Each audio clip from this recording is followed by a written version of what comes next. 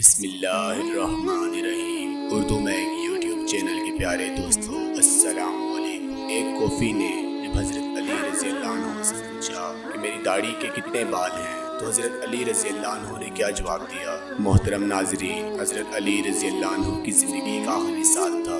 ایک دن آپ نماز ادا کرنے کے بعد ممبر پر بیٹھ گئے۔ آپ نے خطبہ پڑھا اور لوگوں کو نصیحت کرنے لگے۔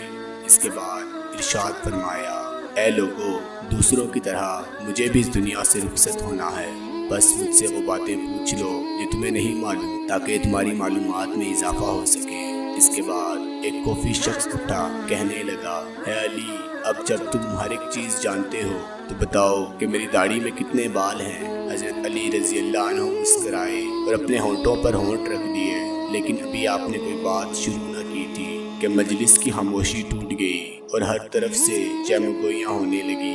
سب نے اپنی گردنیں بلند کی اور سوال کرنے والے کو دیکھنے لگے اور انتظار کرنے لگے کہ آپ اس سوال کا کیا جواب دیتے ہیں۔ حاضرین میں کچھ دشمن بھی موجود ہیں جو کہنے لگے کہ علی کوئی جواب نہ دے سکیں گے۔ ہر شخص کی داڑھی کے بالوں کی تعداد الگ الگ ہے، اس لیے حضرت علی رضی اللہ عنہ کو کیسے معلوم ہے کہ اس کے بالوں کی تعداد کتنی ہے؟ اسی طرح حضرت علی رضی اللہ عنہ کے کچھ نادان دوست کہنے لگے کہ حضرت علی رضی اللہ عنہ اس کی داڑھی کے بالوں کی تعداد بتا دیں گے۔ دانا دوست کہنے لگے، جو کچھ بھی ہو، علی کا جواب درست اور مناسب ہوگا۔ جس شخص نے سوال کیا تھا اپنی جگہ پر کھڑا تھا اور سوچ رہا تھا کہ معلوم نہیں حضرت علی رضی اللہ عنہ میرے سوال کا کیا جواب دیں گے۔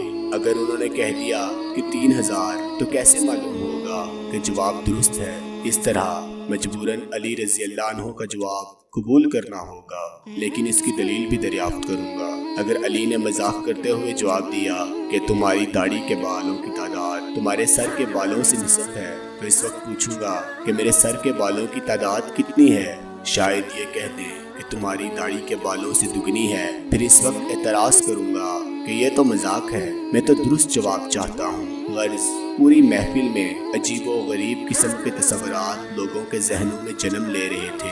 چند لحظوں کے بعد حضرت علی رضی اللہ عنہ نے حاضرین سے پوچھا، بھائیوں، اس سوال کا درست جواب کون جانتا ہے؟ تو حاضرین میں سے کوئی شخص جواب دینے کے لیے تیار نہ ہوا اور مجلس میں چند لمحے خاموشی رہی۔ اس کے بعد پھر سرگوشیاں شروع ہو گئی۔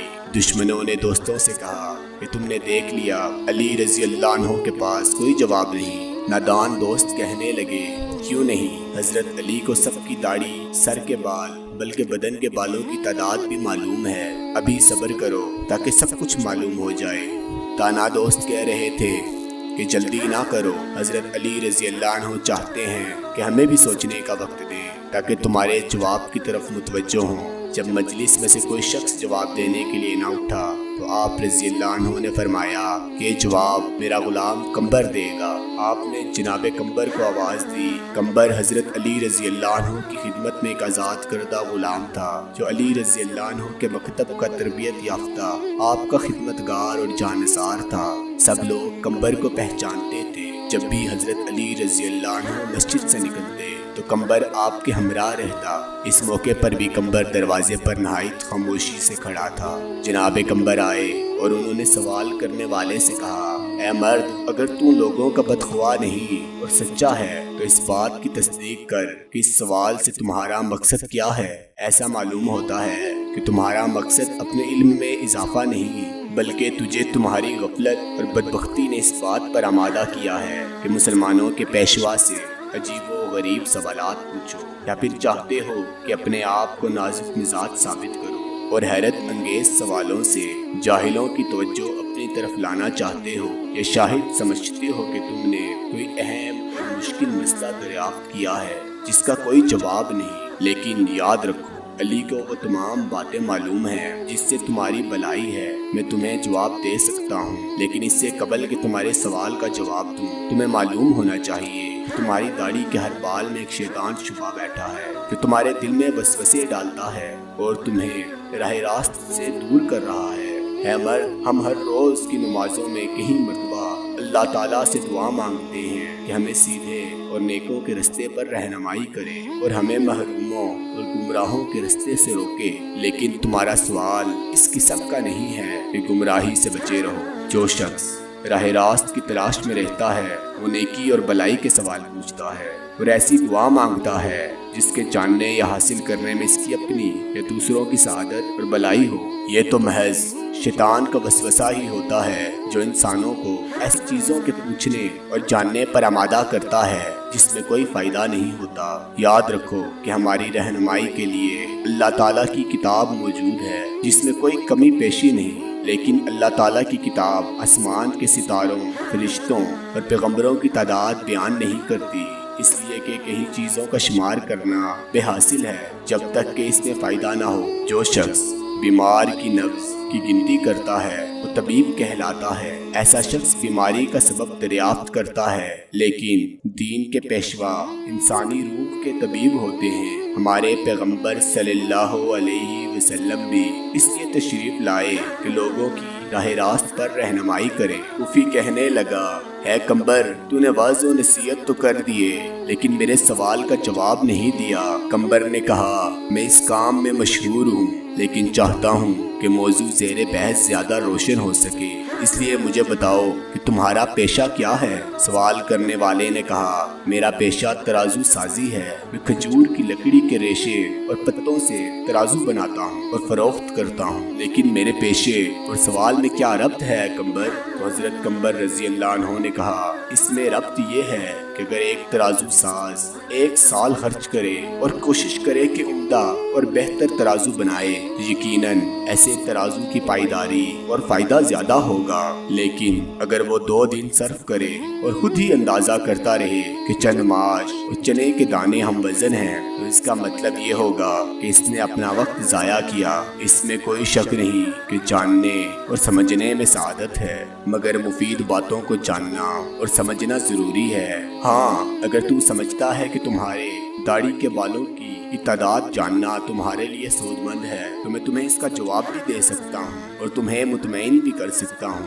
سوال کرنے والا ابھی سمجھ بھی نہیں پایا تو کہنے لگا، مجھے اس کا کوئی خاص فائدہ تو نہیں معلوم، لیکن میں نے ایک سوال پوچھا ہے جس کا جواب جاننا چاہتا ہوں۔ تو حضرت کمبر رضی اللہ عنہ نے کہا، مجھے بھی اس میں کوئی فائدہ نظر نہیں آتا، لیکن ایسے سوال سے دوسروں کا وقت ضائع کرنے اور بچوں کے افکار کو گمراہ کرنے کے علاوہ کچھ نہیں، لیکن تم ابھی تک اپنے سوال کا جواب مانگنے پر اصرار کر رہے ہو۔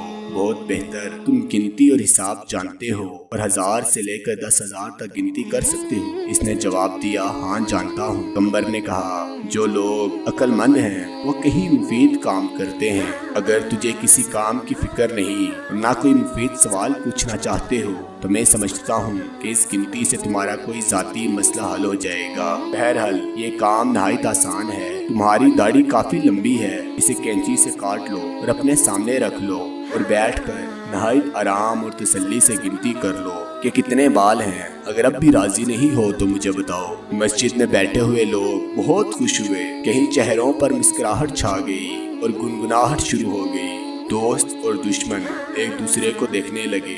دشمنوں نے کہا، ہم بھی اس موضوع سے غافل تھے۔